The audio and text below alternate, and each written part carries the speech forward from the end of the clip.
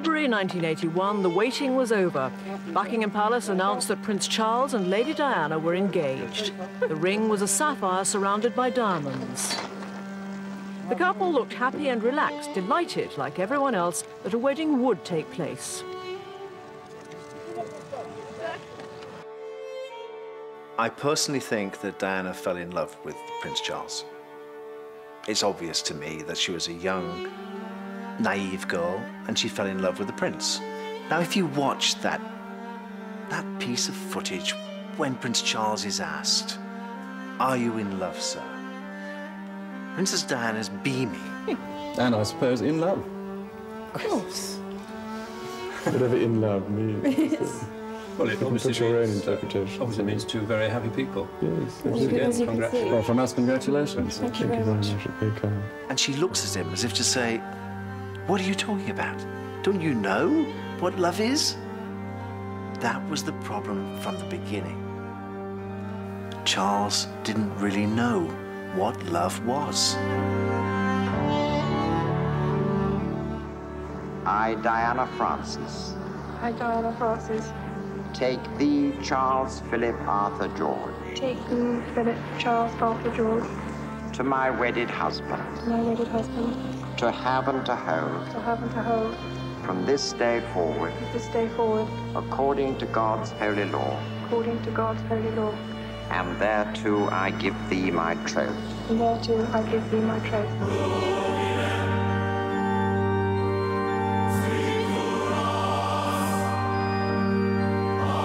I think after Harry was born, the relationship seriously broke down. It just hadn't worked out like both of them expected, and even before the wedding, Diana had serious doubts, and so did Charles.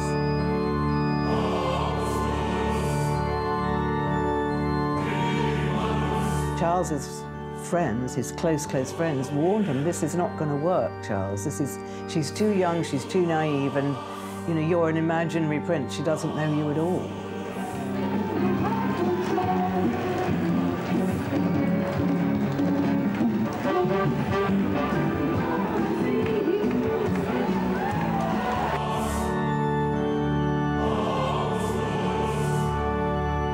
You must remember that the princess lived within the British royal family for 15 years.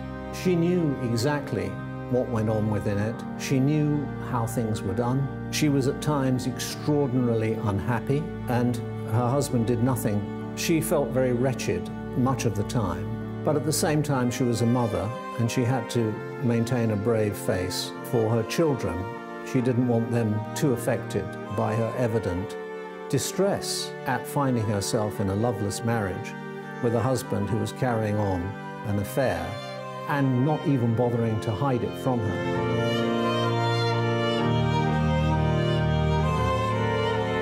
Diana confronted Camilla about her adulterous affair with Charles in 1989, while they were both attending a birthday celebration for Camilla's sister, Annabel Elliot.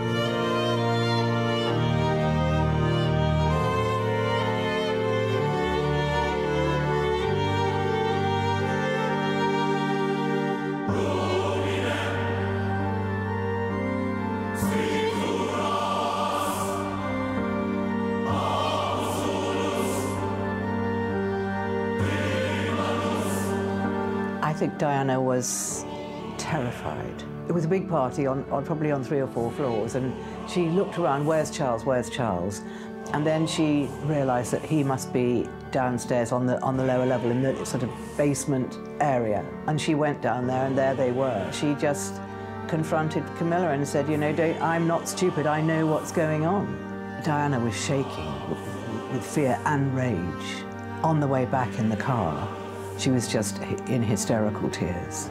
And her protection officer, Ken Worf, was with her, and so he confirms all this, that she just sobbed all the way home, and I don't think Charles said a word. But I think that was the turning point, really, of the relationship, because, you know, soon thereafter, I think Diana had then given up any hope of a reconciliation. But I suppose, you know, Diana wasn't stupid, and she thought, well, look, you know, I'll go and see what this is like, because they would be people that she was completely unassociated with. These weren't her friends, these were all friends of Camilla's.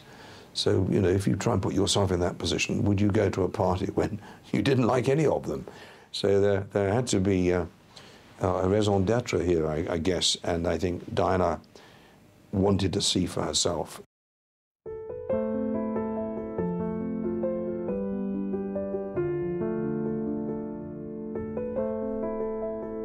She spoke candidly about her divorce and hardships on television, especially her battles with bulimia and depression, something the royals had never done before. You inflict it upon yourself because your self-esteem is to low ebb and you don't think you're worthy or valuable. You fill your stomach up 4 or 5 times a day, some do it more, and it gives you a feeling of comfort. It's like having a pair of arms around you, but it's temporary. Then you are disgusted at the bloatedness of your stomach, and then you bring it all up again. The only secret Diana ever kept from me was the Martin Bashir interview for Panorama. I was sent home on a Sunday afternoon. Strange, I thought. Why would she be sending me home? Go and spend some time with your family. I'm doing nothing this afternoon. Don't worry about me. The next morning I came to work, I noticed all the furniture had been moved. Why have you moved the furniture? It's not in the same place. I had a dance class. I had to move the furniture out of the way just so that we could exercise. Strange, very strange. She avoided me for the next 2 days, never spoke to me. And then she told me that she'd made a recording with Martin Bashir for Panorama. What have you said? Well, I just put the record straight, she said. I think every strong woman in history has had to walk down a similar path, and I think it's the strength that causes the confusion and the fear. Why is she strong? Where does she get it from? Where is she taking it? Where is she going to use it? Something like 31 million people stopped in their tracks on that Monday night and couldn't believe what they were seeing. The Princess of Wales bearing her heart on national television. We couldn't take our eyes away from it. We couldn't believe what we were hearing. Do you think Mrs. Parker Bowles was a factor in the breakdown of your marriage? Well, there were 3 of us in this marriage, so it was a bit crowded. Although this kind of criticism was unheard of, the public embraced it as a breath of fresh air. There was much speculation that Princess Diana had been murdered when she passed away on August 31st, 1997, in a somewhat unusual manner. Conspiracy theorists said she had been permanently silenced. In the summer of '92, a recording of Diana speaking to one of her friends, who actually was her lover, James Gilby, appeared in one of the newspapers. The transcript of this recording was unbelievable. Frankie said to me today, she said, I sat next to Nigel Havers the other day and all we could talk about was you. And I said, Frankie, how awful for you? She said, oh, don't worry, the admiration club. A lot of people talk to her about me, which she can't help. No. Her at all. I tell you, how she's desperate to hang on to your coattails. Well, she can't. No, she absolutely can't seem to make that quite clear. If you want to be like me, you've got to suffer. It was an extraordinary, explosive moment, and really there was very little that the Queen could do after that.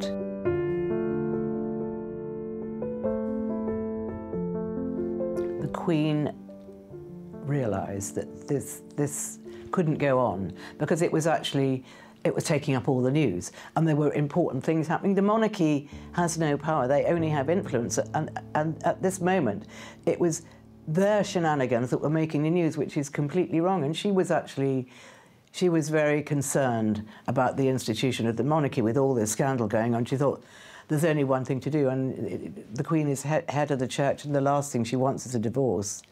And so she must have thought about it very, very carefully, and decided that that was the only way forward. So she basically ordered them to divorce. After her divorce, Diana retained the double apartment on the north side of Kensington Palace that she had shared with Charles. She also moved her offices to Kensington Palace, but was permitted to use the state apartments at St James's Palace. Diana was also offered security by the Metropolitan Police's Royalty Protection Group, which she benefited from while travelling with her sons. However, she refused it in the final years of her life to distance herself from the royal family. Yeah, so in this discussion, you know, I said, look, there's only one piece of advice that I could give, and that's, look, whilst our security and whilst having us around you has sometimes been invasive, and I accept that, we've allowed you some privacy, and, you know, we've had fun at the same time, and, you know, that's how it is. So I don't know what you're going to do, but look, whatever you do, whether you work anywhere in the world, another country, you will always be Diana.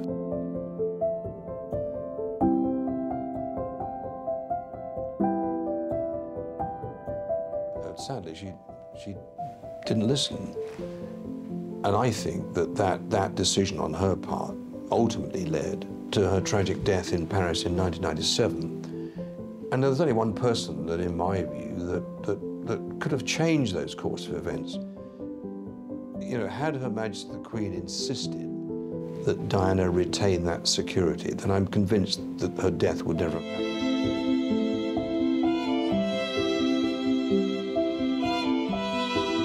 Diana had gone to see a friend's spouse who was being treated for surgery problems at the Royal Brompton Hospital in September 1995. When she was there, she met Hasnat Khan, a cardiac surgeon, and immediately fell in love with him. Towards the end of her life, of course, she found her soulmate.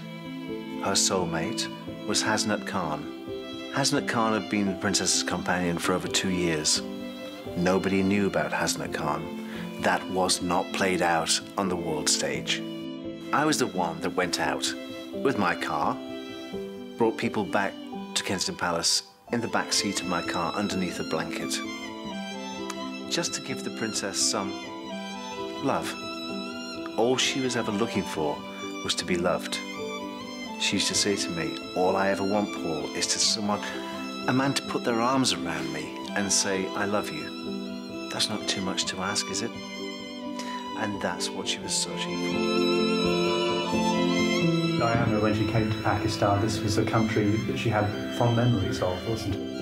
Yes, I think she enjoyed her time here. She really liked the days she spent here, I think. And in fact, Diana introduced William and Harry to Hasnat Khan, because in the princess's eyes, Hasnat was the man she was going to marry. So better the boys get used to him. But he was very, very worried that the press would get hold of it, and he couldn't deal with that. Diana and Dodi met long before 1997. They met at various events, film premieres, at the polo, at the horse show, the sort of places that people of their kind would meet at. When they actually fell in love in the summer of 1997, they were already friends. And then, of course, they were together in the south of France, and a relationship which was already established became a deeper and closer relationship. And when they came back to London, they'd already made arrangements to get in touch with each other. They met and they started seeing each other, and it all went on from there.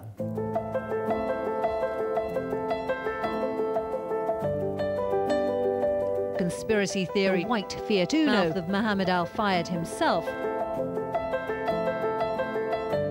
Mohammed Al Fayed attempted to preserve a lasting impression of his version of the relationship between his late son and Diana.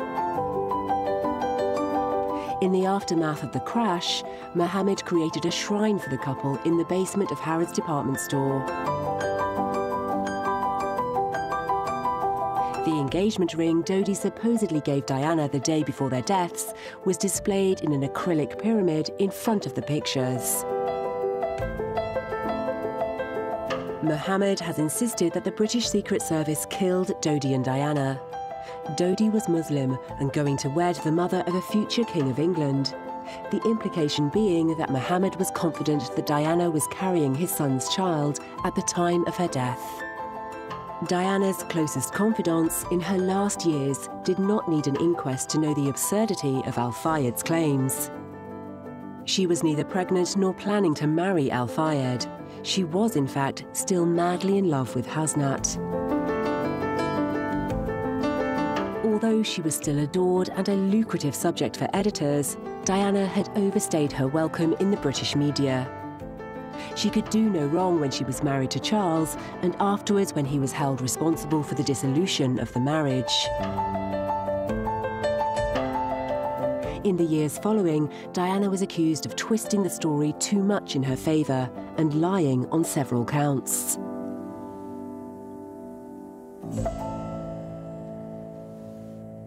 Press scrutiny and ridicule were a small price to divert attention away from her romance with Hasnat.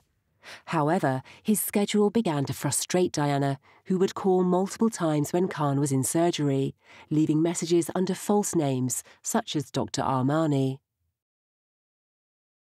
Her late-night visits made hospital administrators worry about press intrusion. The best thing what I thought we could do is stop reading about it. And if I would read something and that would be contradictory to the events or the reality, then obviously you get upset. Hasnat realised he could not facilitate such relations. He said that the hospital had started getting a bit upset by the disruption caused by Diana's visits. It was becoming a security issue. Diana had never experienced a normal life. Before her engagement to Charles, she was a member of one of England's most fabled aristocratic families.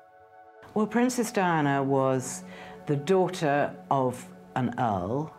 Her father was Lord Spencer, and he was later Viscount Althorp. They had a house on the Sandringham estate, and then when Diana's grandfather died, they moved to the family stately home, Althorp. And the Spencer family were quite an ancient aristocratic family, and Diana was very proud of her heritage. I mean, they were actually probably grander than the royal family.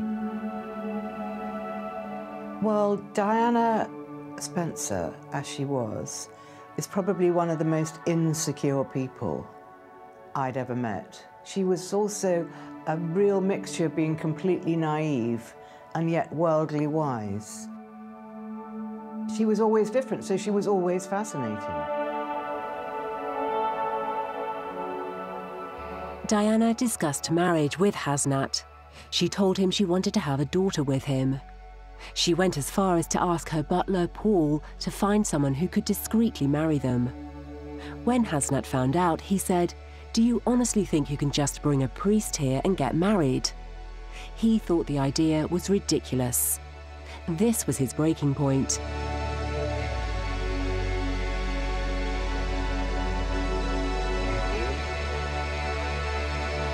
I knew Dodi, and he was probably one of the most charming people you could ever meet. And he's also rather cool.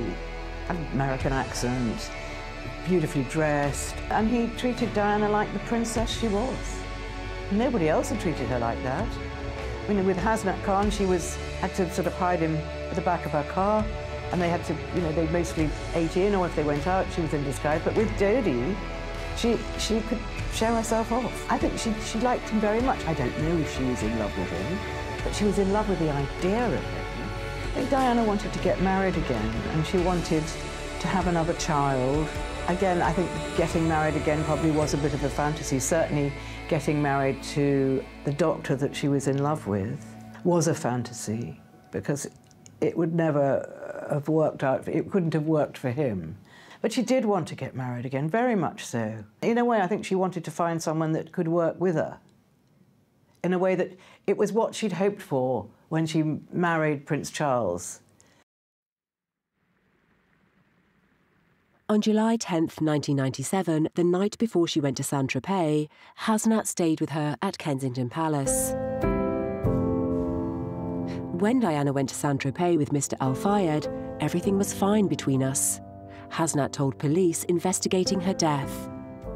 After a few days, I felt something was wrong. Her mobile kept going on to answer phone. When she returned home, Diana met Hasnat in Battersea Park. He recalled how she was not her usual self. He told her he thought she had met someone else, and it must be someone with a connection to Al-Fayed. She denied there was anyone else. They arranged to meet the following day at Kensington Palace. It was during this meeting that Diana told Hasnat it was over. He recalls saying to her, "You are dead," meaning her reputation was dead. He said this because he was sure Thatch was involved with Mohammed Al-Fayed's group, and that was how he felt about anyone involved with them.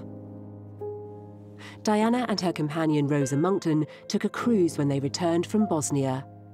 Between August 15th and August 20th, they travelled around the Greek islands on Monckton's yacht for 5 days. Since it was such a small boat and nobody knew the Princess of Wales was on board, Rosa claims that the media did not follow them while they were on their trip. During the trip, Diana told her friend that the relationship with Hasnat was over. Dodi was going to give her a ring, but she said it was going firmly on her right hand.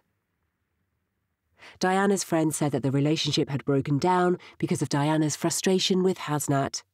He wouldn't agree to marry her or even take the relationship public. Dodi was designed to make him jealous. On 20th of August, Diana arrives in the French Riviera. It is here where the photographs that were shown across the world were taken. The clear message: Diana was in love, and this time for real. She spent 9 days with Dodi on his father's yacht.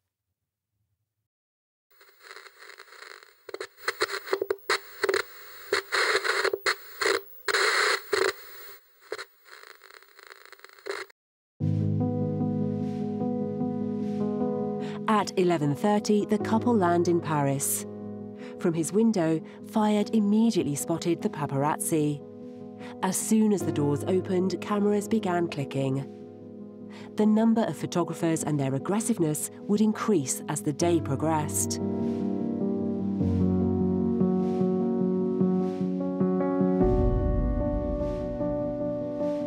They arrived at the Ritz Hotel, and shortly after, Dodi ventured to Repossi Jewellers, where he picked out 2 rings that would be delivered to the Imperial Suite.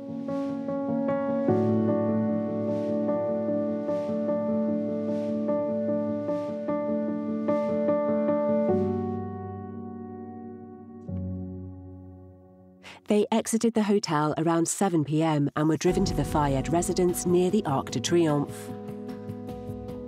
Photographers were waiting at the building's front door when they arrived. Fayed fumed. There was an ugly shoving match. As soon as he was inside, Fayed announced his plan to propose to his butler. The ring was placed on the nightstand in his bedroom. He ensured they had several bottles of Dom Perignon on ice for the big event. Photographers swarmed into Chez Benoit, the first restaurant they visited that evening.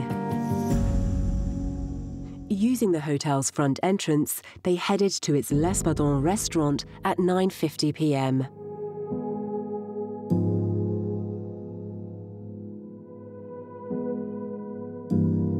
Trevor Rhys-Jones, Diana's bodyguard, and Fayed attempt to evade photographers by escaping the hotel through the rear entrance and returning to Fayed's apartment close to the Arc de Triomphe. Henri Paul, a Ritz security employee, drives them in a black Mercedes S280. Paul had already consumed a scotch and a beer by this time. His blood alcohol level exceeded the legal limit in France by more than 3 times. During a September 1997 analysis of Paul's blood, hair and spinal cord, the antidepressant Prozac and the alcohol withdrawal medication Tiapridel were found. After leaving the Rue Cambon and crossing the Place de la Concorde, they drove along Cours la Reine and Cours Albert, the embankment road along the right bank of the River Seine, into the Place de l'Alma underpass. At 12:23, Paul lost control of the vehicle. At the Pont de l'Alma tunnel entrance, the car struck the right-hand wall and swerved to the left of the 2-lane carriageway before colliding head-on with the 13th pillar that supported the roof. The vehicle was travelling at an estimated speed of 105 kilometres an hour. This was over twice the tunnel's 50-kilometre-an-hour limit. It then spun and hit the stone wall of the tunnel backwards, finally coming to a stop.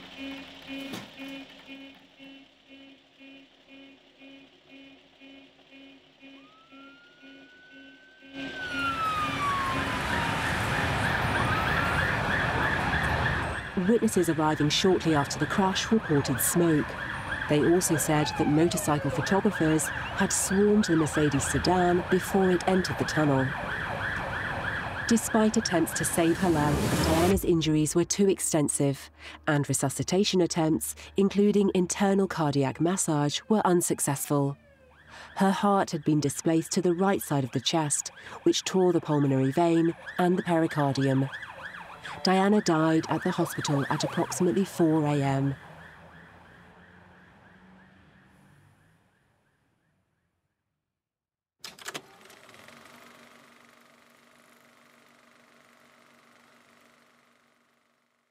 Diana, Princess of Wales, has been seriously injured in a car accident in Paris. We are getting one report from a news agency that the Princess is suffering from concussion. French radio is saying that the accident happened in western Paris when the car she was travelling in collided with another vehicle in a tunnel. The Princess is reported to have been taken to hospital. There is no news of her condition, and as yet the report is unconfirmed. But one wonders if one is being told the whole truth at the moment. Stephen, I have to interrupt there because within the last few moments, the Press Association in Britain, citing unnamed British sources, has reported that Diana, Princess of Wales, has died. This is not yet confirmed by any official source.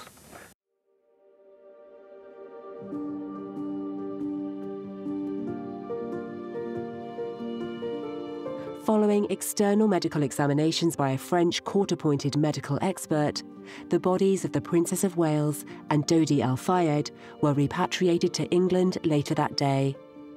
The Princess of Wales's body had been embalmed in Paris. Post-mortem examinations were carried out on the Princess of Wales and Dodi Al Fayed at Hammersmith and Fulham Mortuary on Sunday, August 31st, 1997. The cause of death for both was attributed to the catastrophic injuries sustained in the crash. Mohammed Al Fayed has claimed that the Princess of Wales could have been saved if she had been taken immediately to the nearest hospital for emergency treatment. He contended that en route to Pitié-Salpêtrière Hospital, the ambulance passed a hospital with adequate facilities and could have rendered emergency treatment. The ambulance took almost 2 hours to arrive at the hospital. Therefore, her chances of survival were minimal. The first report said that she was not badly injured, that one of the chasing paparazzi, a man called Romain Rat, opened the car door. He actually put his hand on her neck to feel her pulse and spoke to her and said, "Help is coming, it's on its way." He wouldn't have been talking to her unless she had been compos mentis, as long as she had been aware of what was going on.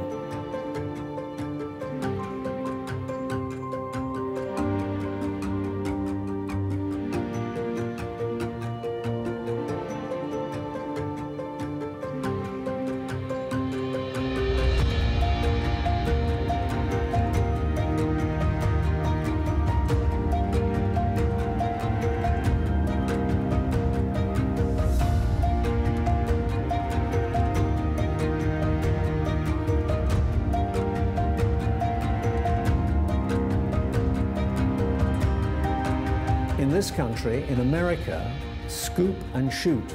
You scoop up the patient from the scene of the crash and you take them as fast as you can to the best equipped nearby emergency room. In this case, that did not happen. It took an amazing hour and 40 minutes to get to a hospital 4 miles away, and on the way there, they drove past 2 other hospitals which could quite easily have treated her. Now, any accident specialist, trauma specialist, will say the best place for a patient to be is in a hospital, because only there would they have been able to detect fully the extent of her internal injuries. Why that wasn't done? I mean, even at the gates of the hospital, they stopped for a number of minutes before taking her inside. None of this makes sense.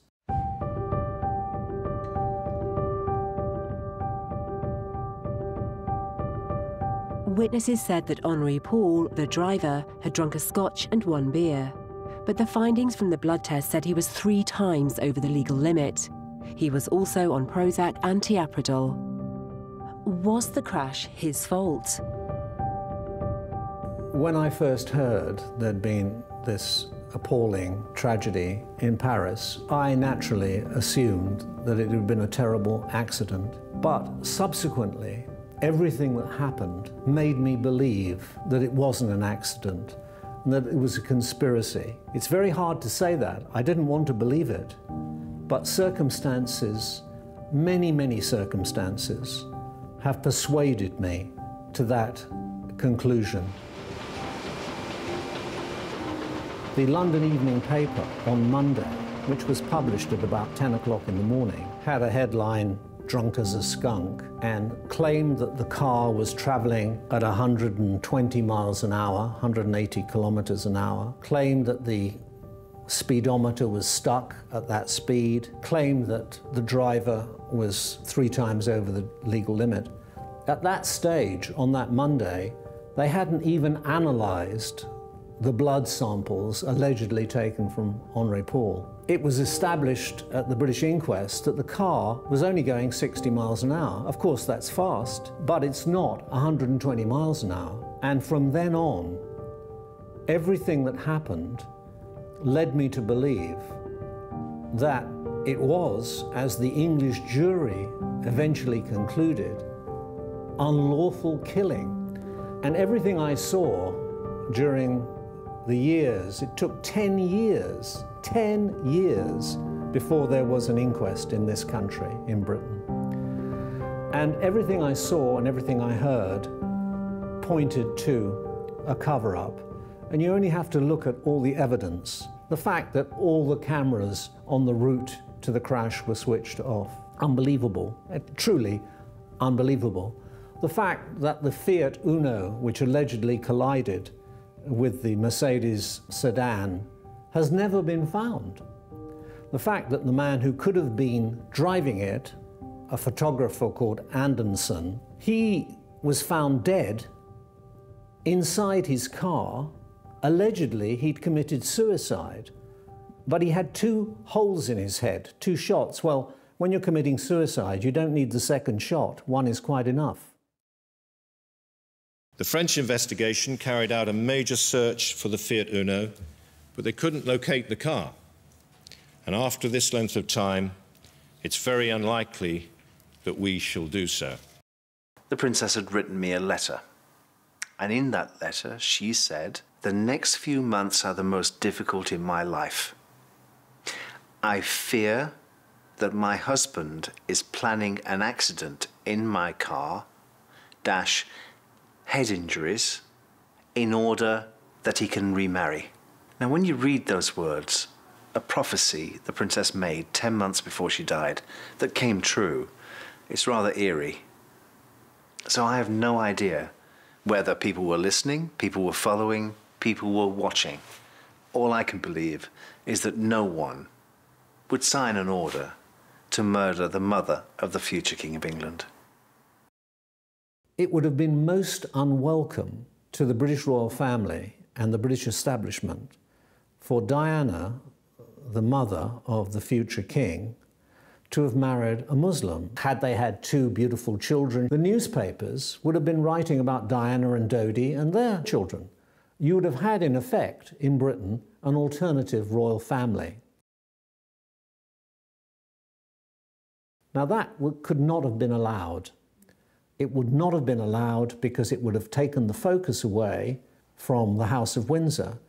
They didn't know, 1, whether she was pregnant, 2, whether they were coming back to London on the Monday to announce an engagement. Then it would have been too late. Diana rang one journalist who she trusted, Richard Kay, to say that she wanted to tell him something important. Well, we don't know what that was.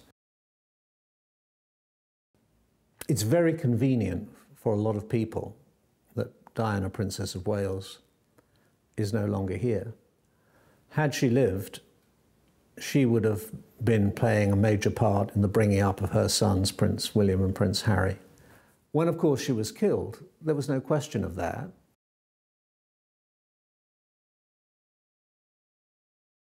The princes were brought up within the royal family. There was no dispute about it. There couldn't be. Although in his eulogy at Westminster Abbey, her brother, Charles Spencer, Earl Spencer, made a very brilliant speech in which he referred, and not obliquely, quite openly, to that problem. She would want us today to pledge ourselves to protecting her beloved boys, William and Harry, from a similar fate. And I do this here, Diana, on your behalf.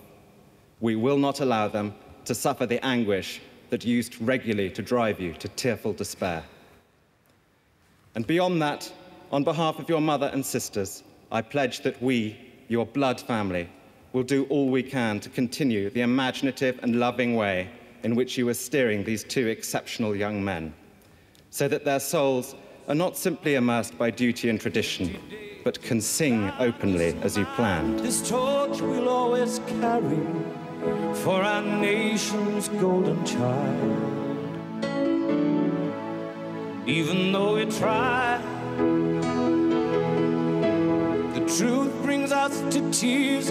All our words cannot express the joy you've brought us through the years. And it seems to me you've lived your life like a candle in the wind, never fading with the sunset when the rain set in.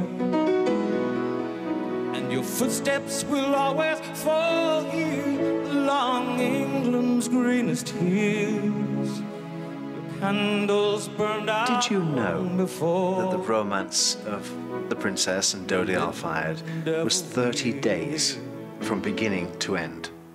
I spoke to her regularly when she was away. Have you seen Hasnat? I said, yes, I went for a drink with him last night. What does he think of me being here in the south of France with Dodi Al-Fayed? Well, he's not too pleased. Has he seen the pictures in the papers? Yes, he has, because you know his routine. You know every morning he goes to the corner shop and sees the press. You know that. And I know that's what you're doing. You're manipulating the world's media by having these pictures taken to show Hasnat who you're with. That's what Diana was saying to Hasnat Khan through those pictures in the world's media. And of course Hasnat was bothered. And I didn't find out until recently that he called her the day before she died on her mobile phone. He called her to try and patch up their relationship. Had she returned to London, I truly believe the romance between Hasnat Khan and the princess would have been rekindled. It was too strong. It was too deep. They were true soulmates.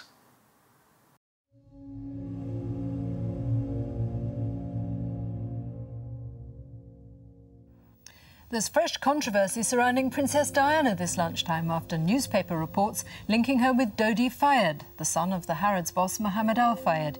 She's said to have joined the 40-year-old millionaire and a group of friends for a Mediterranean cruise last weekend. Once again, her judgment's under scrutiny, a day before she leaves for a controversial trip to Bosnia to campaign against landmines. Caroline Kerr reports.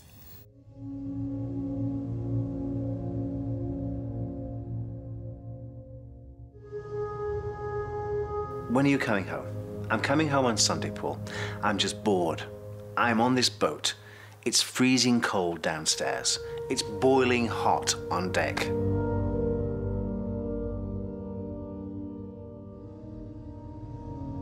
I'm sending these pictures out, and nobody's coming back to me.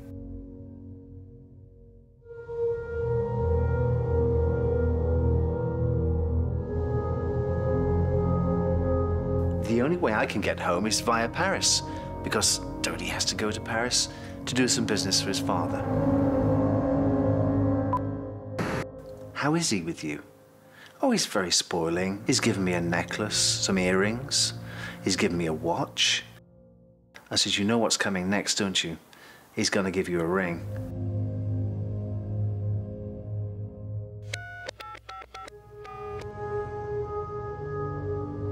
I didn't question Dodi about it, but he did come to my office, which was 2 doors away from his father's office in Harrods, and he did express to me the depth of his love for the princess.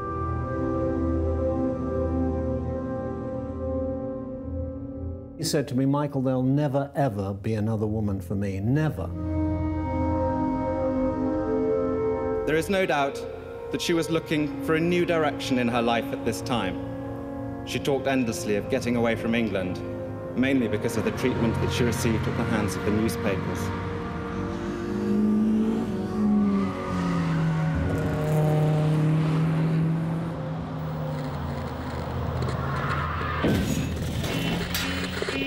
Conspiracy theory, white Fiat Uno. The Mercedes approached this tunnel. Mouth of Mohammed Al Fayed himself. Pain in her heart.